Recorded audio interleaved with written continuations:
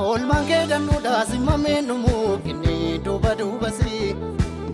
Mootukaa namaatii silaan darbamu sitaanan malee kaalessi. Osoomaa didichuun oo darbee dhufee bubbee jabaaf qilleensi. Kaalessaa siinoolee leenca suusaa dhabuudhaan nyaatu bineensi. Oolmaan kee dannuudhaa simmamee numuu inni duuba duubasi. Mootukaa namaatii silaan darbamu sitaanan malee kaalessi. Osoomaa didichuun oo darbee dhufee bubbee jabaaf qilleensi. Kaalessaa siinoolee leenca jeeja'a dhabuudhaan nyaatu bineensi. Nugumaaf sumaa gargaaraan namaa inni wallaanuu nama miidhamaa. Nugumaaf sumaa gargaaraan namaa inni ol qabu saba gaatamaa. Kan kee himamee nuufu gooftaa koo eegumsi kee. Kan kee himamee nuufu gooftaa koo jaalalli kee. Kan kee himamee nuufu gooftaa koo eegumsi kee. Kan kee himamee nuufu gooftaa koo jaalalli kee.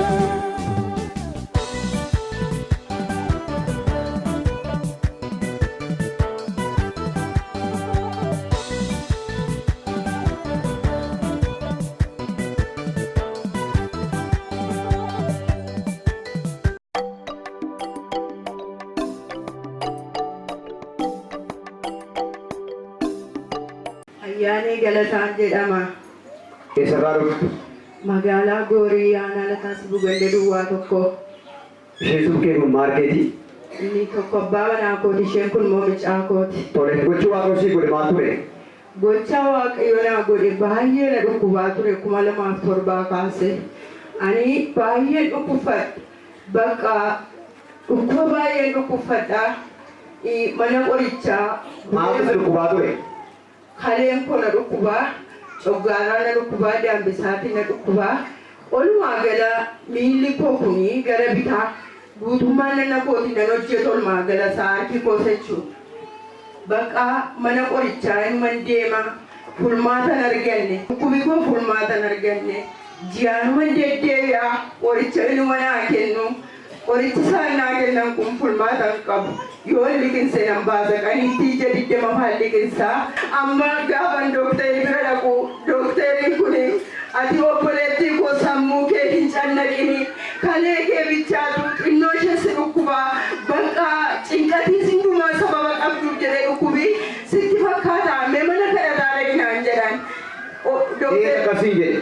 Dooktarii Faqadeeta kanaan jedhe. Gara iddoo kanaa akka dhufu kan si godhee dooktarii haa jechuudha.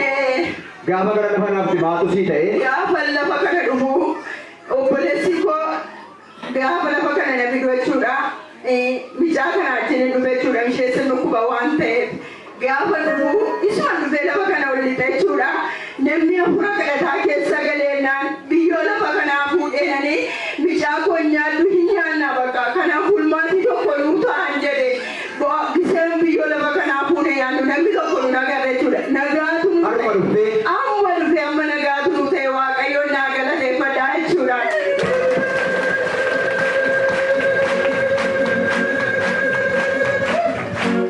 Lammaffaa kan dhugaa bo'ummoo micaa kana jechuudha nan darbe waan hin ta'eef micaan fayyaa nagaa buna nu laattee qursii nu laattee lafatti dhiibnee kaane gadi baatee doogee ilaaluu baate kana booda abbaan manaa koo magaalaa kana yeroo waan ta'e waa bitachuu dhufe waan ta'eef suuqii giseen doogee diimadde deebi'ee galuun micaan koo boccaatee ciifti. Maanni gaafa jedhu natti deebisuu hin dandeenye maayya gooftaa kan koo hin tolettee micaa kootti kana dabaltaadhee uwweleeniyee micaa kun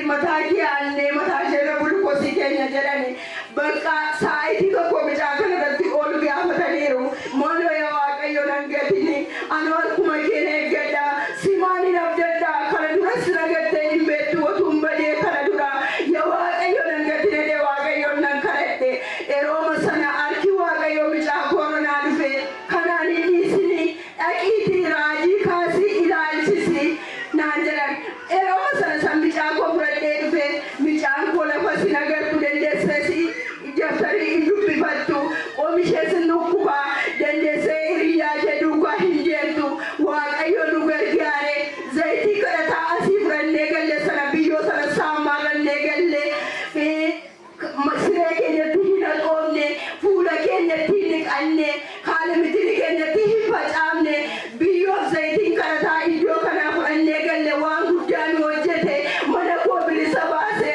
dhala koo bilisa baase abbaa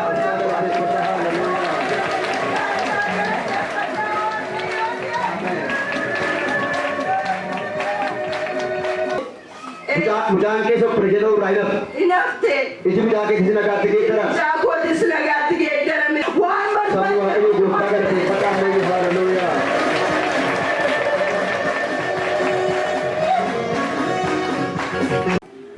Tole maqaan keessan eenyu jedhama eessarraa dhuftanii? Mukkeessaa Xilahuun jedhama. Biqiltuu diidaarraa dhufaa boonti. Gochuu waaqa isinii godhe maal ture lafa kana irratti? Gocha waaqayyo naa godhe duraan dursee nanna koo kana shifshiftoonni na kaase. Nanna koo kana ilma nookaa ilma dhukkubaa waan keemiin dhaqee mana deemee danda'an mana yaalaa kana yeroo naqu manni yaalaa hospitaallee dandeenyee kadhasii bakka hin dandeenye jedhanii qoricha naa kennan. Qoricha naa kennanii ergasii booddee Addis Ababaa dhaqinaan jedhan. Addis Ababaa dhaquu hin dandeenye nan dhiise. Ergasii booddee rondeelee dhaquu lakki namicha kanas akka hin dandeenyuuti Addis Ababaa deemnaan jedhanii ergasii booddee addana dhufu. Innaan addana dhufu raajii faanaa kadhatan. Yeroo naa kadhatanii Gogaan keessa sun gaafa turtan maal fakkaata? gogaan koo kun gaafa dhufee na dhukkuba. Kuncaa dachaadha na hoosisa dubbulee na hoosisa. Yeroo na dhukku kana baay'ee na hoosisa na dhukkuba baay'ee. Na dhukkubu sanatti dhufee raajii faa kadhachiifate. Yeroo isaan naa kadhatanii raajii faa namatu qoricha sitti hojjetee akka qe'een kee baduu fi hidhanii mana kee bira qoricha owwaalanii hidhanii naa kadhatan. Naa kadhatanii battaluma sana na dhiise zayitii dibataa fuddeen gale. Zayitii dibataa sana fuddeen galee itti dibattee battaluma sana na dhiise. Isin lafa kana gaafa dhuftanii namni waaqayyo isinii kadhatee dhibee kee irraa bilisa jennaan zayitii dibataa galtee dibattanii fayyadanii. Kanaaf zayitii dibataa gaafa akkas dabaltan dibattan dhibee kanarraa sin amma bilisa baatan. Bilisan bahe. Isa kana godhe gooftaa keessan galateeffadhaa isin. Sabni waaqayyo gargaaraa galateeffadhaa sabni gooftaa. Maqaan kee eenyu jedhama eessarraa dhufte? Leessaa jedhaa jedhama ganda duwwaa tokkorraa dhufe. Gochuu waaqa ishee godhe maal ture? Waaqayyo waan baay'ee naa godhe ani dhukkubsachuun koo ji'a afurii jechuudha. Ani halkan hin rafuu halkan mana banadheen ba'a. Ani ijaafan ba'u kana immoo ala lafa loole beeku abbaan manaa koo naajjiin hin qorame. Ani jechuudha naga qaba du'eerasi dhumaadha abbaan manaa koo abdii kan naa kutate. Halkan maaliin mana banattee baatan? Ofin beeku kaa'etu guyyaa lamaa tun irraa kun banadhee bahe malee isaan naajjiin qorame. Ofii bakkee wal'aantee argan ba'a? Banadheen ba'a. Kanaan etuma qoramu guyyaa lama lubbuun na keessaa bahe waan du'aa waan hamteef ofin beeku waan hundi du'aa beekamu hunda isaa raawwadhe jechuudha. Kudha tokko binaan bishaan waan ta'eef jaayina garree jechuudha. Mudhii makobichiinti shaarbiidhaa hidhattee mantaa namoonni baay'een dhufanis na arganiiru jechuudha. Gaafa kana ofin beeku ammas mana qorichaatti deebisanii na geessan. Guyyaa tokkicha marfee ja'a ofuma ta'innaa kan jedhamu dhiigni koo qulqulluudha waan ta'eef guyyaa tokkicha ofin beeku na qorora marfee ja'aan hin oolee jechuudha. Marfee ja'a gaafa kana na waraananii ofi nama hin beeku waan keessa jiru tokko illee hin beeku jechuudha. Gaafa kana torbanii jimaata deeggardaa kadhata barii na fidanii ani ofi beekuu hin danda'u. Afaan koo dubbatu xaxamaadha jireenyi koo dubbatu. Gaafa kanaa qixa sanan taa'aa na fidee abbaa manaa koo na fide jechuudha. Raajii faas baanii warra dhukkubsatootaaf kadhachiisanii ofi beeku afaan koo dubbachuu hin danda'u xaxamaadha jireenyi koo jechuudha. Gaafa kana naa kadhatanii achitti xiqqoon ofiin baree jechuudha. Gaafa nobbaru wanti inni sammuu koo qabe gurri koo waan dhaga'u duudaadha jireenyi koo waan keessa hin beeku. innaan gaafsan naa kadhata wanti ta'e sammuu koo keessaa irraa cabee of baree waxinnoo dhaqeechin ta'a jechuudha. Gaafa kana ammas balbal dura yeroo ga'u inni na qabee yeroo ammas balbal duratti garmalee wareere qixa sana yeroo gadi ba'aa jechuudha. Ataataata deema sammuu koo keessaa hin cabee gurri koo nagee naa baname kanumaan. Hallelujah. Ulfaa galateeffata sabni waaqayyo.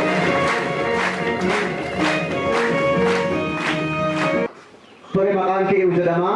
Maqaan koo Dinqina Shayyaanaan jedhama. Eessarraa dhufte? Waldaan koo Daamatonetti biyyanni koo Mageen Taabamaati. Gochi Waaqa ishee godhe maal ture? Gochaa Waaqayyo naaf godhe dadhabbii mucaa kanaan qaba. Baay'ee na dhukkuba baay'ee lolama. Yeroo mana qorichaa dhaqu dhiigaan qabdu naan jedhu. Gaafa Tuu mucaan garaa geeru. eeyyee utuman jedhu guyyaa tokko guyyaan isaa kamisa roobii isaa fudhatadeen kamisa tirattee masaa waaree booda sababa ta'eef dhufee raajiin kanaaf kadhataniif dhufee naa kadhatanii innaan olii galamee loltuu gargariin kamiin akka mucaa kanaa wajjin awwaalamtu murtiin kaa'amee waan jiruufi Waaqayyo akka amma si gargaara inni kam ta'idhaa kanattis naan jedhanii Waaqayyo naaf kadhatan. Gaafa isaan naaf kadhatan ofii wallaalee boolli qotamee fi qophaa'amee jira waan ta'eef si gargaara Waaqayyo naan jedhanii. Kanaan booda hin duutu hidhaa keetti sinii kam ta'es mucaa kee baadhattee dhugaa hin baata siin jedha Waaqayyo naan jedha. Hundumtuu sii ta'e. Warri gurri keessan kan dhaga'u gooftaa galateeffata. Gooftaa eebbifatu waaqayyo. Oolmaa kee danda'a simmamee nannoo duuba duuba si mootukaa namaatii silaan darbamu si taanaan malee kaalessi osoo maadii dichuun darbee dhufee bubbee jabaaf qilleensi kaalessaa siinoolee leenca suusa'aa dhabuudha nyaatu bineensi oolmaan kee danda'a simmamee numuu kinnee duuba duuba si mootukaa namaatii silaan darbamu si taanaan malee kaalessi.